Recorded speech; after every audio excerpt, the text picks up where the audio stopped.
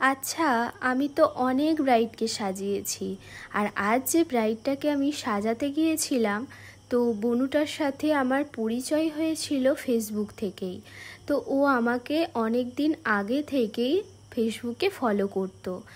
আর বনুটা আমাকে বলেছিল, জানো দিদি ভাই, আমার যখন বিয়ের দেখাশোনা ঠিকঠাক হয়েছিল, ফার্স্ট আমি তোমাকেই বুক করেছিলাম, কারণ তুমি ওই ডেটে ফ্রি থাকো কি না।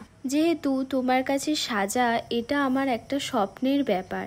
এই কথাটা ও যখন আমাকে বলল না, মানে কি বলবো, আমার মানে এতটাই আনন্দ হচ্ছিল, এতটাই মনে মনে ভালো লাগছিল, মানে সেটা আমি বলে মানে প্রকাশ করতে পারবো না। আর ওদের ফ্যামিলির লোকেরাও ভীষণ ভালো ছিল, খুব সাপোর্টিভ ছিল।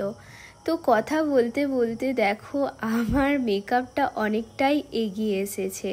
আর কেমন গরম পড়েছে বলো তো, এই গরমের মধ্যে আমাদের তো কাজ করতেই যেতে হবে, তাই না? আর ওকে যখন আমি জিজ্ঞাসা করেছিলাম যে তোমার কেমন কি লুক চাই বলো, তো আমাকে শুধু এটাই বলেছিল যে আমি তো তোমার প্রতিটা কাজ দেখি, তো তোমার মনের মতো করে আমাকে সাজিয়ে দিও, সেটাই আমার ভালো লাগবে। তো ওর মনের মতো করে সাজিয়ে দিয়েছিলাম। আর আমাকে শুধু একটাই কথা বলেছিল যে কলকাটা একটু সিম্পলের মধ্যে রেখো।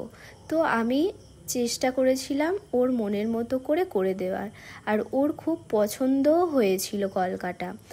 আর তারপরেই ওর হেয়ার, ওর শাড়ি ট্র্যাপিং সমস্তটা কমপ্লিট করে ওর জুয়েলারিগুলো আস্তে আস্তে পরিয়ে দিলাম। আর ওর ভারী মিষ্টিই লাগছিল, পুরো লক্ষ্মী ঠাকুরের মতো। দেখো ওর মুখটা খুব সুন্দর লাগছিল। আর এই ছিল ওর আফটার আর এই বিফোর লুক। তো আর যারা যারা ব্রাইডাল বুকিং করতে চাইছো, 6295495962 এই নাম্বারে কন্ট্যাক্ট করো।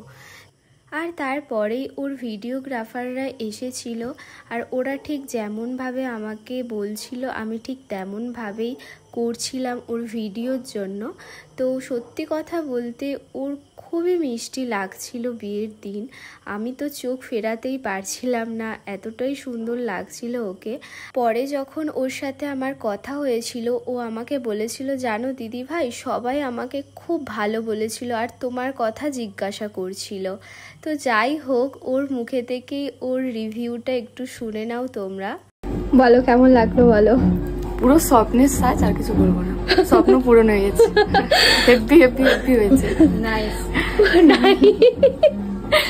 বলো। খুব ভালো হয়েছে। অনেক দিনের আশা ছিল তোমার কাছে ও সাজবে, তাই ওর আশা পূরণ হয়েছে। এটা বললাম, স্বপ্ন পূরণ হয়ে গেছে আজকে একদম।